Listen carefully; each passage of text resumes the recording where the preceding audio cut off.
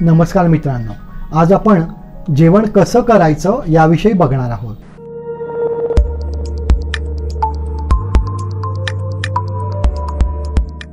ज्या पद्धतीने आपली जीवनशैली बदलते आणि ज्या पद्धतीने नवनवीन रोग थैमान घालतात ते या सगळ्यांचं मूळ कारण आहे चांगल्या पद्धतीने आहारविधी करण्यामध्ये, असं आपल्या आयुर्वेद शास्त्रात दिलं आहे। रोगा सर्वेपि मंदेग्नो, म्हणजे सगळ्या रोगांचं कारण हे अग्नी मंद असणं, पचन चांगलं नसणं हेच आहे। पण मग पचन का नाही चांगलं किंवा अग्नी का मंद होतं याचं कारण आपण उत्तम पद्धतीने आहारविधी करत नाही, चांगल्या पद्धतीने जेवणच करत नाही म्हणून आहे।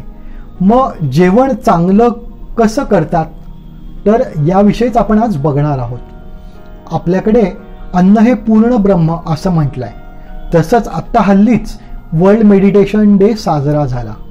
तर आयुर्वेदामध्ये आहार, निद्रा, ब्रह्मचर्य याला त्रयोपस्तंभ, म्हणजे आपलं जे आयुष्य आहे त्या आयुष्याचं जे घर आहे त्या घराचे जे काही 3 खांब आहेत ते म्हणजे आहार, निद्रा आणि ब्रह्मचर्य आहे। आपलं खाणं, ब्रह्मचर्य उत्तम पद्धतीचं कामजीवन आणि निद्रा झोप हे महत्त्वाचे 3 खांब, या खांबावरच आपल्या आयुष्याची गाडी अवलंबून आहे। मग जर आहार घेणं इतकं महत्त्वाचं असेल तर मग आपण त्याविषयी नक्की जागरूकपणे विचार आणि आचार त्याविषयी ठेवायला हवा। तर आपला आहार जो आहे, आहार सेवन करणं जे आहे ते एखाद्या मेडिटेशन सारखंच असायला हवं।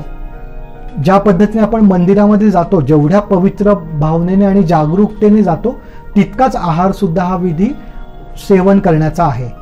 म्हणून कुठेतरी चालत चालत जेवणं, वेळाअवेळी काही बाहेरचं खाणं हे पूर्णतः चुकीचं आहे किंवा त्यानेच अग्निमांद्यकर ते आहे, तेच अनेक रोगांचं कारण आहे।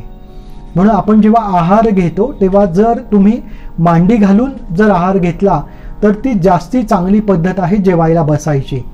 पण जर शक्य नसेल आणि जर तुम्हाला खुर्चीवर बसायला लागलं तर किमान पाय तरंगत खुर्चीवर ठेवून जेवणं हे सुद्धा अनेक विकारांचं कारण आहे।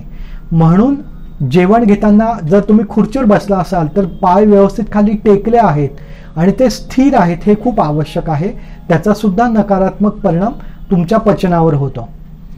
जेवताना मोबाईल तुमचा पूर्णपणे स्विच ऑफ हवा। जेवताना तुम्ही काही वाचताय किंवा टीव्ही बघताय ही सुद्धा खूप पूर्णपणे चुकीची गोष्ट आहे। जेवताना जेवणच करायला हवंय। मग जेवण करायला हवं म्हणजे तुम्ही जो आहार घेताय त्याचा रंग कसा आहे, त्याचा वास कसा आहे, त्याची चव कशी आहे हे बघणं सुद्धा तितकंच महत्त्वाचं आहे। कारण जर तुम्ही ते बघितलं तर उत्तम पद्धतीच्या अंतस्राव स्रवणार आहेत आणि त्याने त्यांचं चांगलं पचन होणार आहे। तुम्हाला जर चवीचंच ज्ञान उत्तम झालं तुमच्या आहाराचं, तुम्ही काय खाताय त्याकडे जर तुमचं लक्ष असेल तर उत्तम पचन सुद्धा त्याने होतं। सगळ्यात महत्त्वाचा भाग ते म्हणजे जास्तीत जास्त आहाराचं चरवण करणं, चावणं।